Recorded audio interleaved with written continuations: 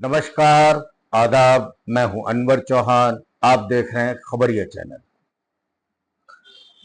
मोदी की इस तीसरी सरकार में भी कोई मुसलमान मंत्री जगह नहीं बना पाया। मुसलमानों ने भले ही भाजपा को वोट न दिया हो, ये तो मुमकिन है, पर भाजपा के सहयोगी दलों को तो मुसलमानों ने दिल खोलकर वोट दिया है। बिहार के नीतीश बाबू को यदि मुसलमानों ने वोट न दिया होता तो उनके 12 सांसद नहीं जीत पाते और किंग मेकर भी नहीं बन पाते। इसी तरह अगर आंध्र प्रदेश के मुसलमानों ने दिल खोलकर टीडीपी को वोट न दिया होता तो चंद्रबाबू नायडू आज चाणक्य की भूमिका में न होते। इन दोनों नेताओं ने अपने अपने सूबे में मुसलमानों से ढेरों वायदे भी किए हैं। उन वादों का क्या होगा फिलहाल तो पता नहीं, मगर इन दोनों नेताओं की बेशर्मी देखिए। इस मुल्क में 18 करोड़ से ज्यादा मुसलमान हैं, मगर उनकी नुमाइंदगी करने वाला कोई नहीं। इन दोनों नेताओं ने ये कैसे बर्दाश्त कर लिया कि इस सरकार में मुसलमानों की भागीदारी न हो। कुल मिलाकर ये मान लेना चाहिए कि ये सरकार एनडीए की नहीं बल्कि भाजपा की सरकार है। जिस तरह चुनाव प्रचार के दौरान मोदी ने मुसलमानों को गालियां दी, मतलब साफ है कि गालियां सही दी गई।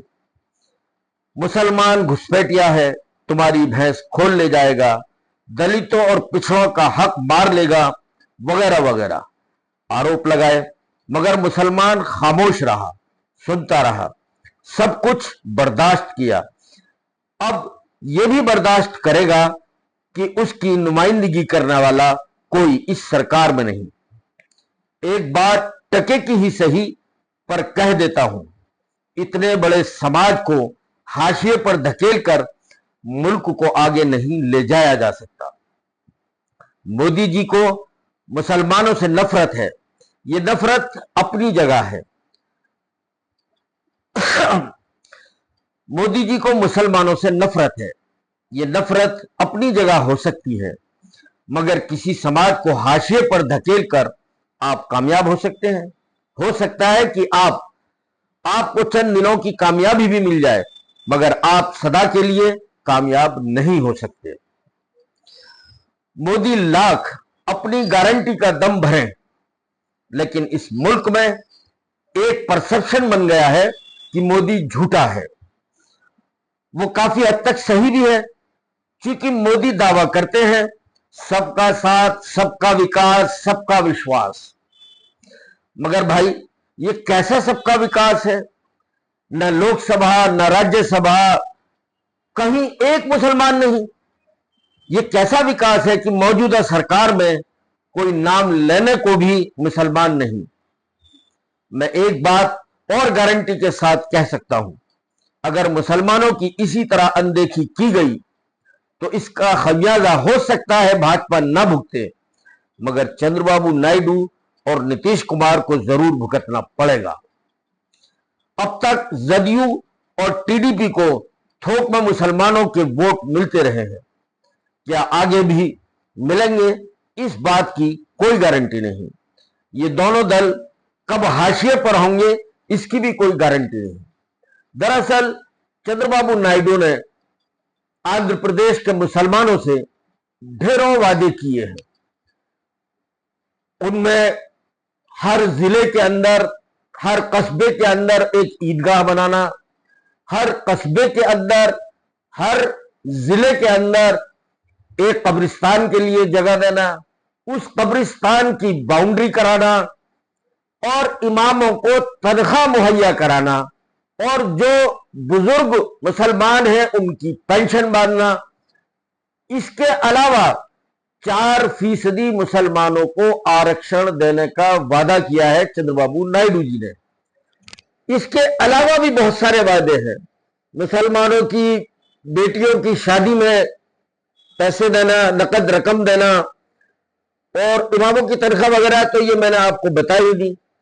अब चंद्रबाबू नायडू सरकार संभाल चुके हैं आंध्र प्रदेश की, और आने वाले 2-3 महीने के अंदर जो घोषणाएं की थी उनको अमली जामा पहनाना शुरू हो जाएगा। अब देखना यह है कि भाजपा जो मुसलमानों के आरक्षण के खिलाफ है वो किस तरह से रिएक्शन करेगी, चूंकि आंध्र प्रदेश में भाजपा भी सरकार में शामिल है।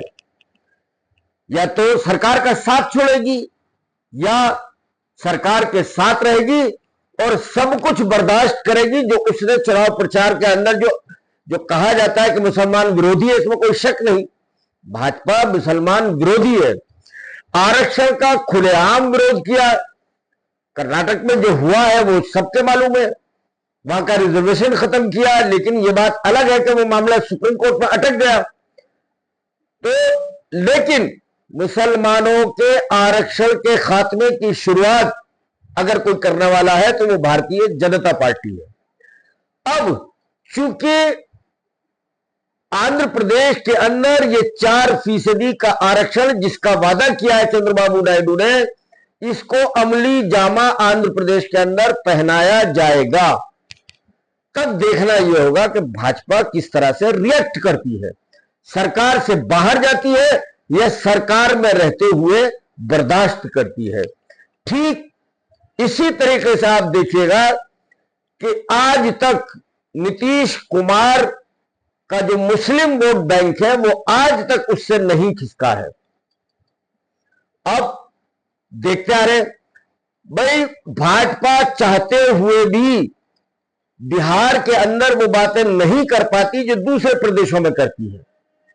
रहना अब चूंकि आपकी नब्ज नीतीश बाबू के हाथ में दबी हुई है तो आपको करना तो वही जो नीतीश चाहेंगे होगा तो वही। यदि नहीं होगा तो पहले तो नीतीश कुछ कर नहीं सकते थे, लेकिन आज बहुत कुछ करने की हालत में है। अब आने वाला वक्त यह बताएगा कि चंद्रबाबू नायडू और नीतीश कुमार का मुसलमानों के साथ क्या रवैया रहता है, यह आने वाला वक्त बताएगा। लेकिन इस कैबिनेट में जो मोदी की सरकार है इसमें एक भी मुसलमान शामिल न होना और चंद्रबाबू नायडू और नीतीश कुमार की जो खामोशी है, इस खामोशी पर भी मुसलमानों ने सवाल उठाने शुरू कर दिए हैं। अब ये किस करवट रुख लेंगे ये आने वाला वक्त ही बताएगा। आज की इस वीडियो में सिर्फ इतना ही। जय हिंद, जय भारत।